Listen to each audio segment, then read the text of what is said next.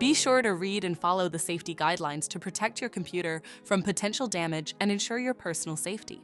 For more information about safety guidelines, see the owner's manual at dell.com/support. Before you begin, turn off the computer and disconnect all the attached peripherals. Before proceeding, ensure your computer is in service mode. To enter service mode, press and hold the B key on the keyboard and then press the power button. Now, the computer will boot up and the owner tag information is displayed on the screen. Press any key to proceed. The computer will emit 3 short beeps and shut down, indicating it has entered the service mode. Loosen the captive screws holding the base cover in place. Using a plastic scribe, pry the base cover from the palm rest assembly, starting at the top edge and working your way around to release it from all sides. Now, lift the base cover from the palm rest assembly. To remove the battery, identify and disconnect the battery cable from the system board. Remove the 4 screws. Lift the battery out of the system. If you are replacing the battery, remove the battery cable. Flip battery over.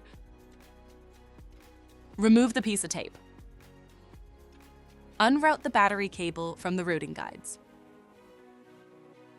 Disconnect the battery cable from the battery. Lift the battery cable away from the battery. To reinstall the battery, connect the battery cable to the connector on the battery. Route the battery cable through the routing guides.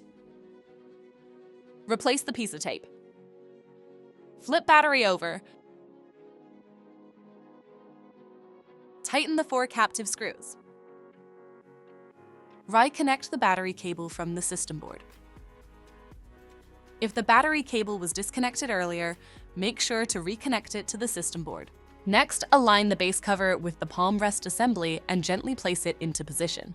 Tighten all required screws to secure the base cover in place. To exit service mode, connect the AC adapter and press the power button. Please note, the system will only power on and exit service mode if the adapter is connected.